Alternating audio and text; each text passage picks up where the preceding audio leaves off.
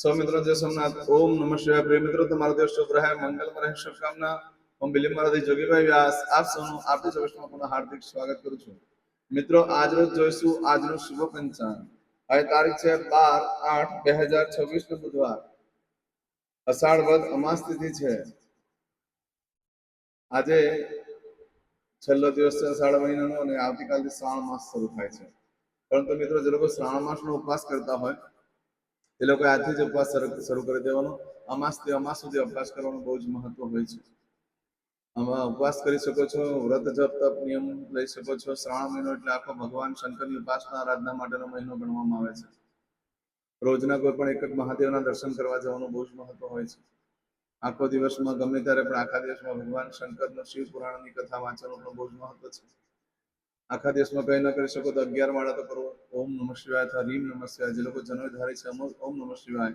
જે લોકો જનોઈ ધારણ નથી કરી, જે સ્ત્રી છે, બહેનો છે, એ લોકોએ રીમ નમઃ શિવાયનો જપ કરવાનો અને છેલ્લે દિવસે ભગવાનને અર્પણ કરવાનું બહુ જ મહત્વ હોય છે। હવે પછીના દરેક દિવસની અંદર મહાદેવને શું ચડાવી શકાય, આજે કયા મહાદેવની ઉપાસના આરાધના કરવી જોઈએ, કઈ રાશિવાળાએ કરવી જોઈએ, એ પૂરા ડિટેલ સાથે રોજનો હું વિડીયો મૂકીશ। બસ મહાદેવની ઉપાસના કરો, એના સિવાય બીજું કંઈ નથી। આકાશાત પતિતં તોયં યથા ગચ્છતિ સાગરમ। આકાશમાંથી એક ટીપું પણ પાણીનું પડે છે તે છેલ્લે તો દરિયામાં જ જાય છે। તેમ આ જગતની અંદર ગમે ત્યાં તમે જન્મ લીધો હોય, ગમે તેટલા યોનિમાં જન્મ લીધો હોય, છેલ્લે તો મહાદેવના ચરણમાં જ જવાનું હોય છે। તો મહાદેવની ઉપાસના આરાધના કરવા માટે સુંદર સમય આપ્યો છે ભગવાને, સુંદર શરીર આપ્યું છે, બુદ્ધિ આપી છે, તેનો ઉપયોગ કરી મહાદેવની ઉપાસના કરો। બધાને શ્રાવણ માસની અત્યારથી જ શુભકામના કહું છું। અને તમારા ગામમાં જો મહાદેવનું મંદિર હોય તેને સજાવી દો, ચોખ્ખું કરી દો। ત્યાં બધું જે કંઈ ખરાબ પડેલી વસ્તુ હોય, જાળા લાગેલા હોય, બધું કાઢી તોરણ લગાવી દો। તમારા ઘરમાં પણ તોરણ લાગી જશે, તમારા ઘરમાં પણ શુભ પ્રસંગો આવશે। મહાદેવનું મંદિર જે પવિત્ર કરે છે, શિવ પુરાણમાં લખેલું છે, એનું ઘર કૈલાસ બને છે અને એ મૃત્યુ બાદ કૈલાસમાં જન્મ લે છે, કૈલાસમાં જાય છે, એમ શિવ પુરાણમાં લખેલું છે। દરેક જણા શિવ દરબાર જ્યાં જ્યાં મહાદેવનું મંદિર હોય, નાનું મોટું કોઈ પણ, ત્યાં આગળ જે શણગાર કરો મહાદેવનો આખો મહિનો, પવિત્રતા જાળવો। ત્યાં આગળ મહાદેવને આખા દિવસમાં દર્શન કર્યા વગર અન્ન પણ ગ્રહણ ન કરવું જોઈએ। તો સંકલ્પ કરી શકો છો, કોઈ પણ વ્રત લઈ લો, કોઈ પણ જપ કરો, કોઈ પણ તપ કરો, કોઈ પણ પ્રકારના નીતિ નિયમ સાથે શ્રાવણ માસ કરો। તમારા સમય સંજોગ શરીર જે રીતે સાથ આપતું હોય, સમય જે રીતે તમારી પાસે હોય, કરજો। ભગવાન શંકર તમારી બધી જ ઈચ્છા પૂર્ણ કરશે।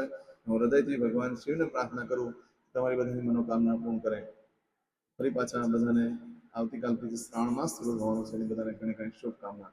બીજું ખાસ કરીને મિત્રો, એક વસ્તુ આજે છે બુધવારી અમાસ, જેની કુંડલીમાં રાહુનું પ્રભુત્વ ખરાબ ચાલતું હોય, જેની સાથે અશુભ જ પ્રસંગ બન્યા કરતા હોય, જેની સાથે વારે ઘડી અકસ્માત એક્સિડન્ટ થયા કરતા હોય, એવા વ્યક્તિઓ અથવા આજે દરેક વ્યક્તિઓએ એક મુઠ્ઠી કોલસા લેવાના હોય છે।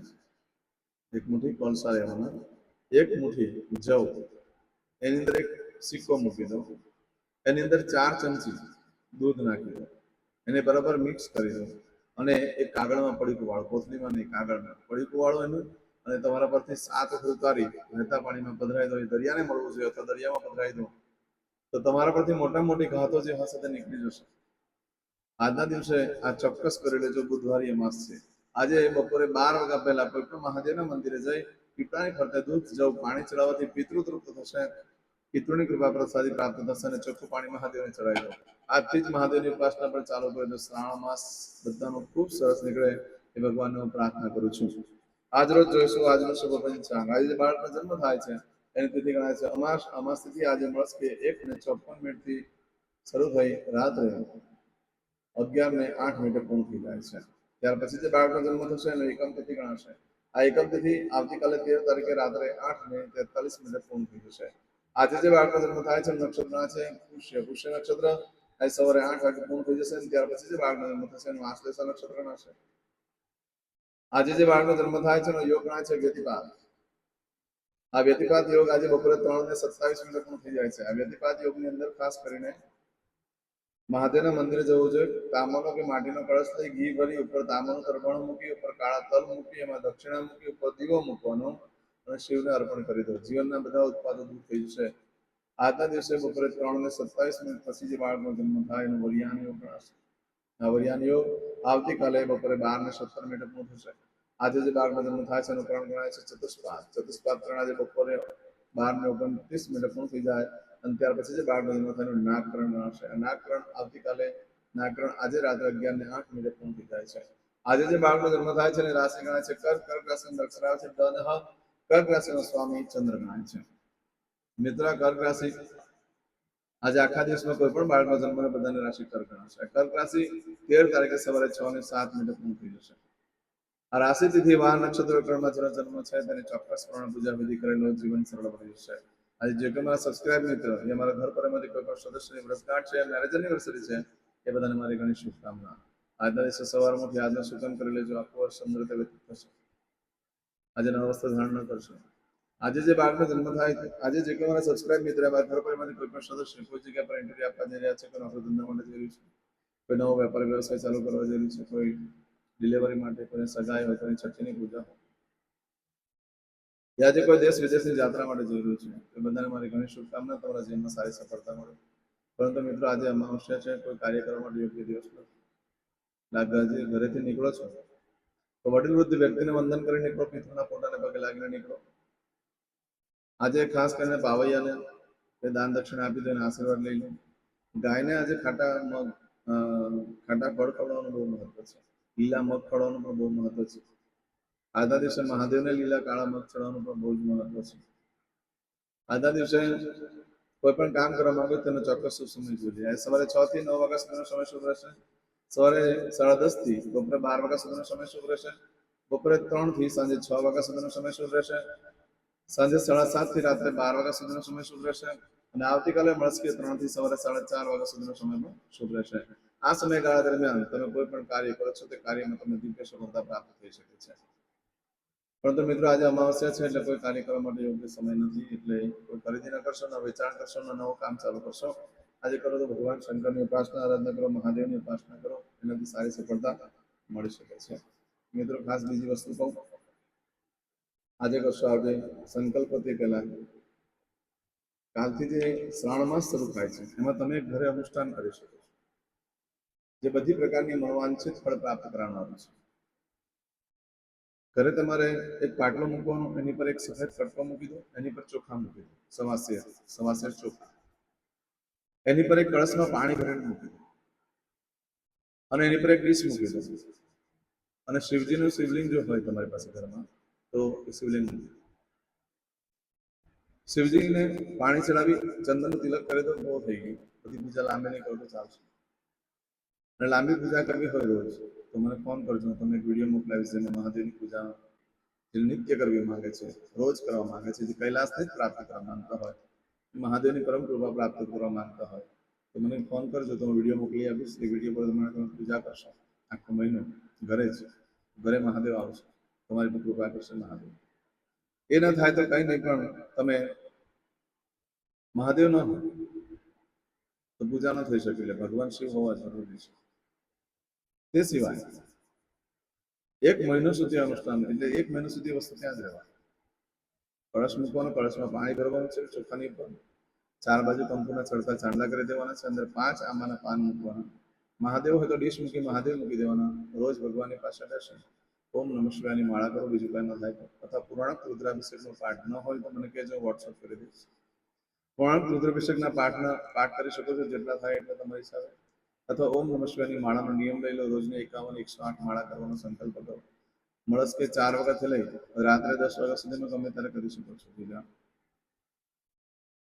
1 મહિના સુધી સળંગ કરો. વચ્ચે કોઈ માસિક પ્રોબ્લેમ આવી જાય તો 5 દિવસ બંધ કરી દેવાની પૂજા, કોઈ પાછું ચાલુ કરી દે. કઈ અશુભ બને તો 13 દિવસ બંધ કરી દેવાની, બાકી પૂજા ત્યાં જ રહેવા દો મહાદેવ. ડિલિવરી થાય તો તમારો નજીકનું હોય તો 40 દિવસ, ન તો પછી 11 દિવસ પાડવાનો. એ મને ફોન કરીને પૂછી શકો.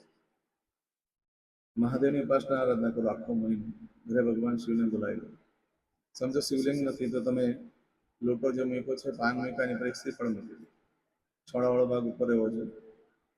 અને પછી ત્યાં બેસીને જપ કરો મહાદેવને. રોજ સવારે કોઈ પણ એક ટાઈમ ફિક્સ કરી નાખો. છેલ્લે દિવસે શું કરવાનું? છેલ્લે દિવસે જે છે ભગવાનનો જે કળશ મૂકેલો હોય કે શિવલિંગ મૂકેલું હોય, શિવલિંગને સ્નાન કરીને મૂકી દો દેવસ્થાનમાં તમારા. અમાસના દિવસે નહીં, અમાસ પછીના દિવસે. છેલ્લો દિવસ અમાસ પછીનો ગણાશે. શ્રાવણ મહિનો પૂરો થઈ જાય પછીનો દિવસ ગણાશે. તે દિવસે સવારે ઉઠી સ્નાન કરી ભગવાનને શિવને દેવસ્થાનમાં સ્નાન કરાવીને મૂકી દો. કળશનું પાણી ઘરમાં છાંટી દો. ચોખા ચકલાને નાખી દો. સફેદ કટકો જે પાથરેલો છે દેવસ્થાનમાં રાખો, ક્યાં તો તમારા કબાટમાં મૂકી દો. એનાથી ખૂબ બરકત થશે. શ્રીફળ જો મૂકેલું હોય તો એ શ્રીફળ લઈ મહાદેવના મંદિરે પહોંચો અને ભગવાન શંકરને અર્પણ કરીને કહેવાનું કે જે કે પાઠ જપ કર્યા તમને અર્પણ કરું છું પ્રભુ, મારી મનોકામના પૂર્ણ કરો. જે લોકો શિવલિંગ મૂકે છે કળશ ઉપર એ લોકો ભગવાન શિવની બાજુમાં લોટાની બાજુમાં શ્રીફળ મૂકી દેવાનું અને છેલ્લે દિવસે ઉઠાવવાનું અને ત્યાં મૂકી દેવાનું. કળશનું પાણી કેવું બદલવાની કઈ જરૂર નથી. એ એમનું એમ જ રહેવા દેવાનું. રોજ ભગવાનને દૂધ ધરાવો અને ભગવાનને રોજ તમે ઘરે રસોઈ બનાવતા હોય તો થાળ ધરાવી શકો છો. થાળ ધરવાની સગવડતા ન હોય તો દૂધ ધરાવી દો તો પણ ચાલે. ચોક્કસ કરો. 1 મહિનો તમારી દરેક ઈચ્છાઓ પૂર્ણ કરશે મહાદેવ. આજે કરશો આજનો સંકલ્પ. આમાં કોઈને ખ્યાલ ન આવે તો સાંજે 4 થી 6 મને ફોન કરીને પૂછી શકે. જે લોકો કંઈ પણ આવું મહાદેવની અનુષ્ઠાન વગેરે કરવું હોય, પૂજા પાઠ વગેરે કરવું હોય અને ફોન કરીને પૂછજો. હું તમને રસ્તો બતાવીશ કેવી રીતે કરવાનું છે. મેં વિસ્તારથી જણાવ્યું જ છે, છતાં પણ રોજ મહાદેવના દર્શન કરવા જજો. અદ્યતને માસનમ માસોત્તમ પવિત્ર શાળમાસે શુક્લ કૃષ્ણ પક્ષે અમાવાસ્યાયામ સૌમ્યવાસન વિત્તાયામ આજે જે બાળકનો જન્મ થાય છે એની તિથિ ગણાય છે અમાસ. અમાસ તિથિ આજે રાત્રે 11:08 પૂર્ણ થઈ જાય છે. એટલે રાત્રે 11:08 પૂર્ણ થઈ જાય એટલે આવતીકાલથી શ્રાવણ માસ. આજે દશા અમાસ છે, હરિયાળી અમાસ છે. આજે વ્રત જીવ્રતનું વ્રત પણ આજે શરૂ થાય છે. આજે દિવસો જાગરણ બધું આજે ગણવામાં આવતું હોય છે. માટે આજે મહાદેવની ઉપાસના આરાધના આવતીકાલથી અથવા આજથી શરૂ કરી શકો છો. આજથી તમે અનુષ્ઠાન ચાલુ કરો અને ભાદરવ સુદ એકાદશી દિવસે પૂર્ણ કરજો. જે ભગવાનની ઉપાસના આરાધના કરો છો એમનું નામ લખીને મોકલી દો. આખો મહિનો હવે પછી શ્રાવણ મહિનાની અંદર દરેક જણાએ મને રીમ નમઃ શિવાય લખીને મોકલાવવાનો તો જય સોમનાથ લખીને મોકલાવજો.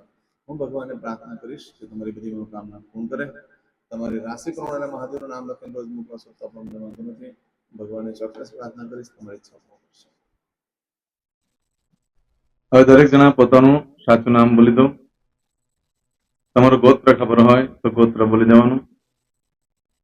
પછી બોલવાનું છે અહમ મમ આત્મન શ્રુતિ સ્મૃતિ પુરાણોક્ત પુણ્ય ફલ પ્રાપ્તિ અર્થમ અપ્રાપ્ત લક્ષ્મી પ્રાપ્તિ અર્થમ પ્રાપ્ત લક્ષ્મી ચિરકાલ સૌ રક્ષણાત્મક લોકેવા સભાયામ રાજદ્વારે વ્યાપારે વિદ્યા અભ્યાસે દેશે વિદેશે સર્વત્ર યશ કીર્તિ વિજય લાભાદિ પ્રાપ્તિ અર્થમ મમ અખિલ કુટુંબસ્ય આયુ આરોગ્ય ऐश्वर्यादि प्राप्ति अर्थम मम जन्म समय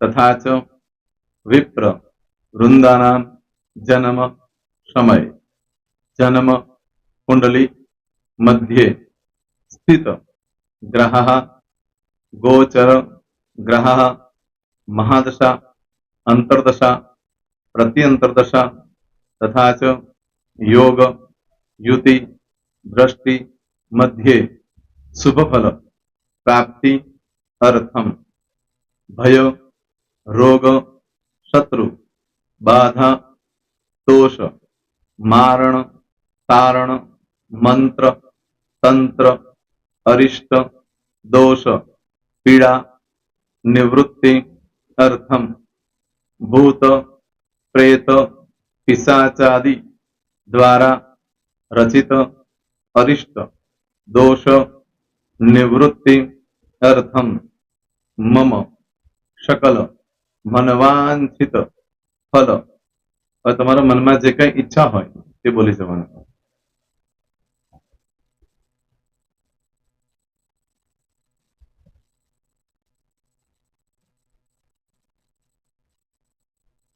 बोलो अनुसारतः સકલ મનવાંછિત ફલ પ્રાપ્તિ અર્થમ.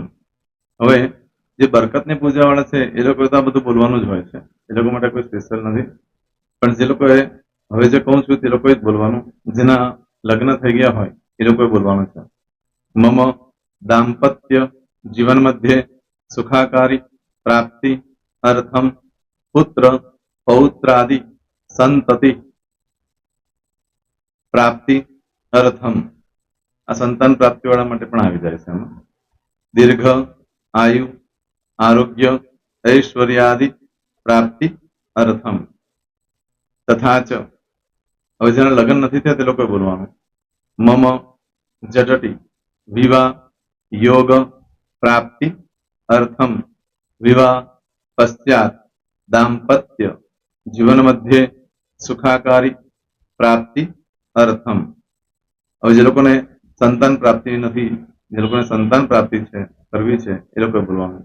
મમ દાંપત્ય જીવન મધ્યે સુખાકારી પ્રાપ્તિ અર્થમ તથા ચ દીર્ઘ આયુ આરોગ્ય ઐશ્વર્યાદિ સમન્વિત સંતતિ સુખ પ્રાપ્તિ અર્થમ. હવે જે અભ્યાસ કરી રહ્યા છો છોકરા વિદ્યાર્થીઓ છે તે લોકોએ બોલવાનું છે. મમ વિદ્યા અભ્યાસ મધ્યે ઉત્તરો ઉત્તર પ્રગતિ ઉન્નતિ સાનુકૂલતા પૂર્વક દિવ્ય સફળતા પ્રાપ્તિ અર્થમ. હવે જે લોકો વિદેશમાં જવા માંગતા હોય કે શીપમાં જવા માંગતા હોય, મતલબ ભારત દેશની બહાર જઈને ધંધો વેપાર કરવા માંગતા હોય એ લોકોએ, અથવા વિદેશ જવા માંગતા હોય કાયમ માટે, એ લોકોએ બોલવાનું છે. મમ જટટી વિદેશ ગમન યોગ પ્રાપ્તિ અર્થમ વિદેશ ગમન કાર્ય મધ્યે સાનુકૂલતા પૂર્વક દિવ્ય સફળતા પ્રાપ્તિ અર્થમ. આરોગ્ય વાળા બોલવાનું છે, જેને આરોગ્યની પૂજા આપેલી હોય એ લોકોએ. એમ તો દરેક જણા જ બોલવાનું. બોલો. મમ આયુ આરોગ્ય ઐશ્વર્યાદિ પ્રાપ્તિ અર્થમ.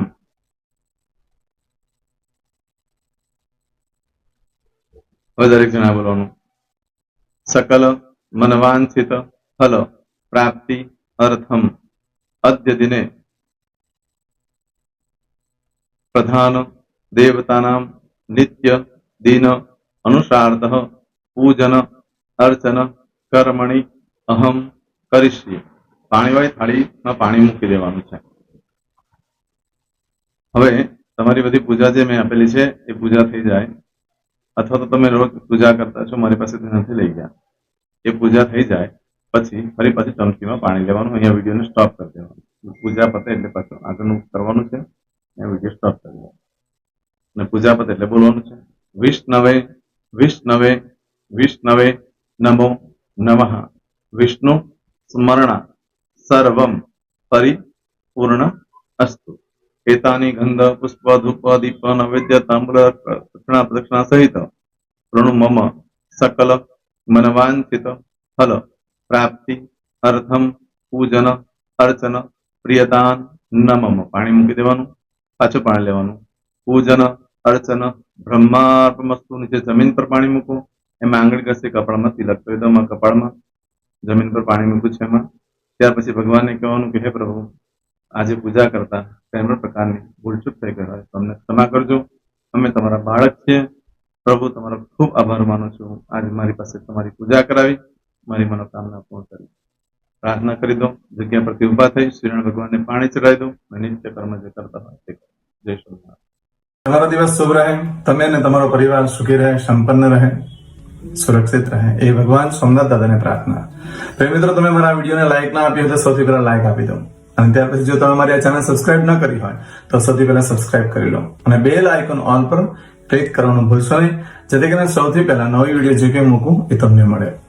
મિત્રો, કંઈ પણ મૂંઝવણ હોય તો મને આ નંબર પર તમે ફોન કરીને પૂછી શકો છો.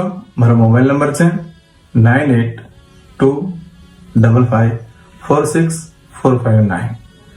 મિત્રો, કોમેન્ટ્સમાં જય સોમનાથ લખવાનું ભૂલશો નહીં. ફરી પાછા નવા વિડીયો સાથે મળીએ. ત્યાં સુધી સૌને જય સોમનાથ.